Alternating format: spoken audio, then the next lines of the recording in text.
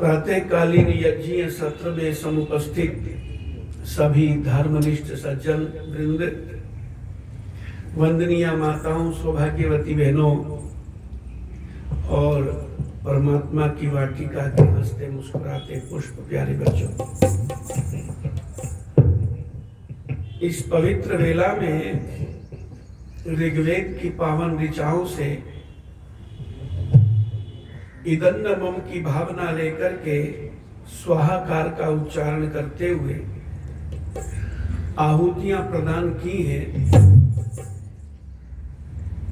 ये मनुष्य के करणीय कार्यों में सर्वश्रेष्ठ कर्म है। वेद कहता है पूर्वन्ने वेह कर्माणि जिजी विशेषतम समा एवं त्वयि नान्य थे तो अस्ति न कर्म लिप्यते नरे। कर्म करते हुए ही संसार के अंदर 100 वर्षों से भी अधिक जीने की इच्छा करो। तो कर्म तो हम करते ही रहते हैं, बिना कर्म के तो मनुष्य जिंदा रहता ही नहीं है। कर्म तो करते हैं, फिर प्रश्न है कि कैसे कर्म करें।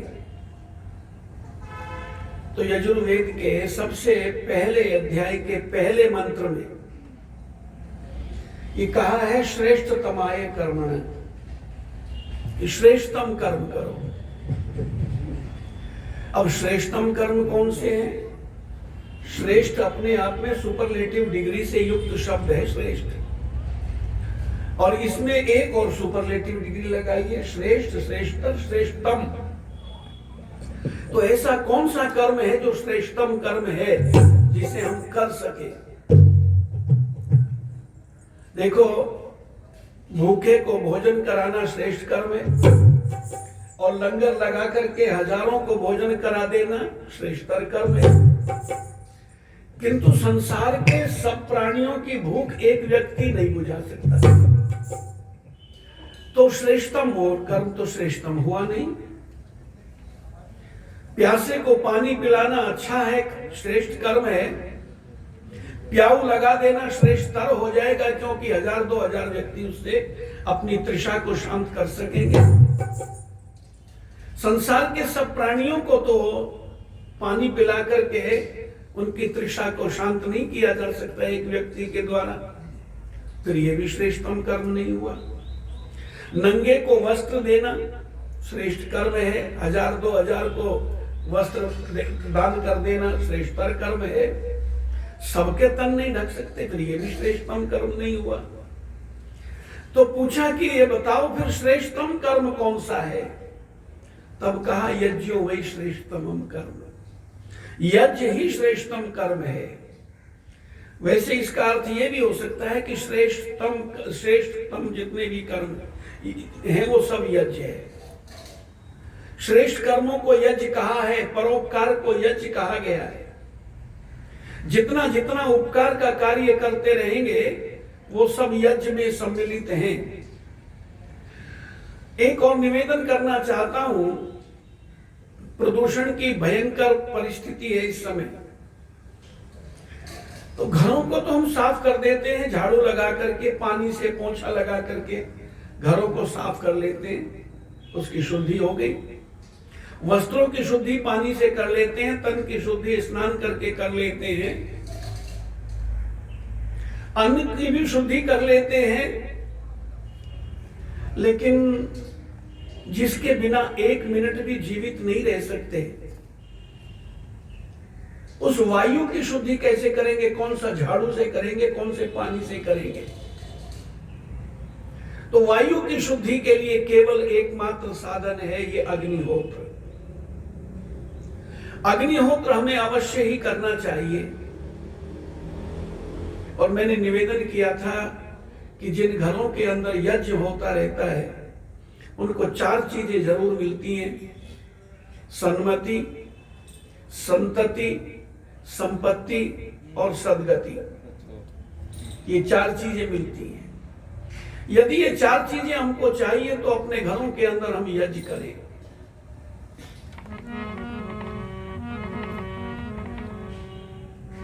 बिना हवन ना देश बचे, इसलिए नर नारी हवन करो,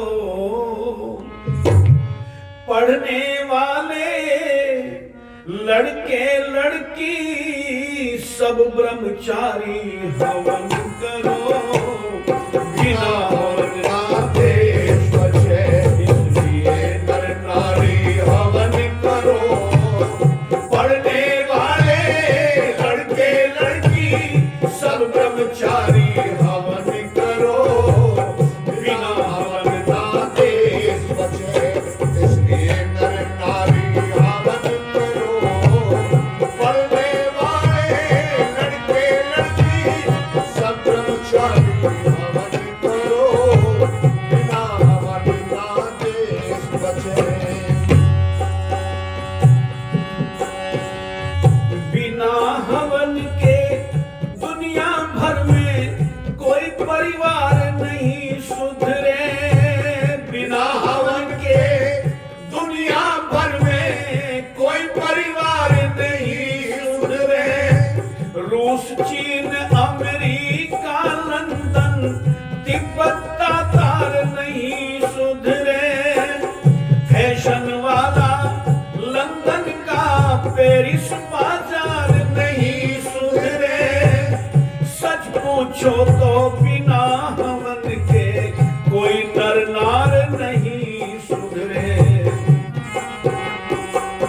मंदिर और शिवालय अंदर पंडित पुजारी हवन करो, पढ़ने वाले लड़के लड़की सब ब्रह्मचारी हवन करो, बिना हवन ना देश बचे, इसलिए नर नारी हवन करो, पढ़ने वाले लड़के लड़की सब ब्रह्मचारी हवन करो, बिना हवन ना देश बचे।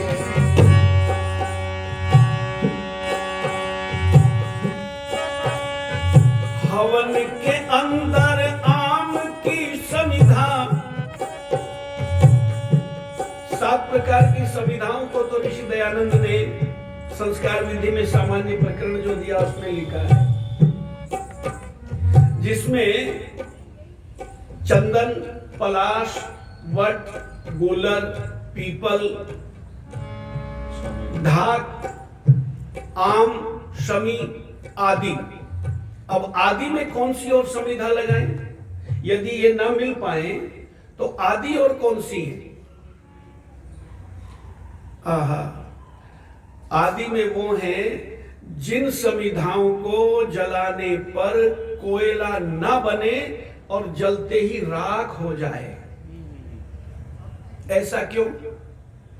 ऐसा इसलिए कि कोयला जब दहकता है तो उसमें से मोनोकार्बन ऑक्साइड निकलती है, और कार्बन डाइऑक्साइड से अधिक खतरनाक मोनोकार्बन ऑक्साइड है। इसलिए उन समिधाओं का प्रयोग यज्ञ में नहीं किया जाता जिनको जलाने पर कोयला बनकर के बाद में दहकता रहता। उन समिधाओं को इसमें लगाया जाता है कि जिनके जलने पर तुरंत राख बन जाती है। अग्नि जब जलाएंगे तो उससे कार्बन डाइऑक्साइड तो जरूर निकलेगा, लेकिन वो कार्बन डाइऑक्साइड उतना हानिकारक नहीं होता जितना मोनोकार्बन ऑक्साइड होता है। ये कार्बन डाइऑक्साइड के लिए उपचार भी यहां पर कर दिया गया है। क्या कर दिया गया है? इसके चारों ओर जो जल छिड़कते हैं, इसका ये प्रयोजन है कि जब हवन कुंड के ताप से इस जल के अंदर ऊष्मा इसको मिलेगी तो भाप बन करके ऊपर जाएगा, और कार्बन को एब्जॉर्ब करने का सबसे अधिक सामर्थ्य अगर है तो वो पानी में है। जब अग्नि जली, लकड़ियां जली इसमें और कार्बन निकलता है और इसकी भाप बन करके वो कार्बन से मिलता है तो कार्बन को सोख लेता है पानी। और ग्लूकोज का सूत्र है hydrogen plus oxygen plus carbon, ये तीनों मिलकर के ग्लूकोज बनता है। तो निवेदन करना चाहता हूं कि पानी में हाइड्रोजन ऑक्सीजन है और कार्बन उसमें और मिल गया, तो वो जो पेड़ों को मिलेगा उससे मीठे मीठे फल हमको प्राप्त होंगे और कार्बन से भी हानि नहीं होगी, क्योंकि वो कार्बन वृक्षों का पत्तों का भोजन है। तो ये साइंटिफिक यहां पर प्रक्रियाएं हैं, यज्ञ की कोई टोना टोटका नहीं है और सबका सब वैज्ञानिक इसमें सारी प्रक्रियाएं हैं।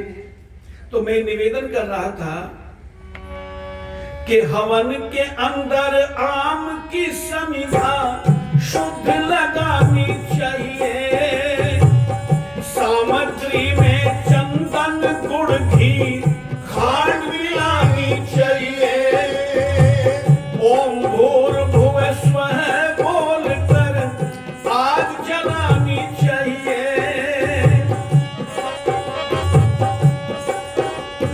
बिना हवन किए किसी मनुष्य को ना रोटी खानी चाहिए, गौ गोबर से लीप बाद में, गौ गोबर से लीप बाद में लगा बुहारी हवन करो, पढ़ने वाले लड़के लड़की सब ब्रह्मचारी हवन करो, बिना हवन ना देश बचे, इसलिए नर नारी हवन करो, पढ़ने वाले लड़के लड़की सब ब्रह्मचारी हवन करो, बिना हवन ना देश बचे।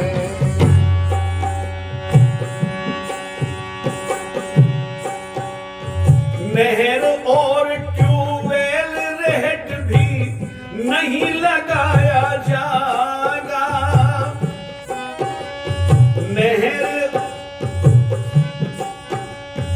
नहर और ट्यूबवेल रेट तक नहीं लगाया जाएगा, जब जितनी जहां पड़े जरूरत में बरसाया जाएगा, एक वर्ष का पैदा अन्न कई वर्ष न खाया जाएगा, बाकी जहां पर पड़े जरूरत वहां पहुंचाया जाएगा, भग जाएगी निकल देश से फूट बीमारी हवन करो, पढ़ने वाले लड़के लड़की सब ब्रह्मचारी हवन करो, बिना हवन ना देश बचे, इसलिए नर नारी हवन करो, पढ़ने वाले लड़के लड़की सब ब्रह्मचारी हवन करो, बिना हवन ना देश बचे।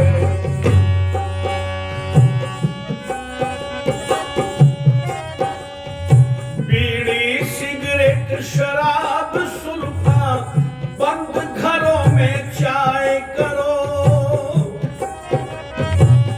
बीड़ी सिगरेट शराब सुल्फा बंद घरों में चाय करो, इसकी जगह पर दूध दही घी मक्खन रबड़ी छाए करो, इसकी जगह पर दूध दही घी मक्खन रबड़ी छाए करो, गौ उपयोगी हो घर घर में ऐसा कोई उपाय करो, गोचर भूमि जो छोड़े उस कैंडिडेट को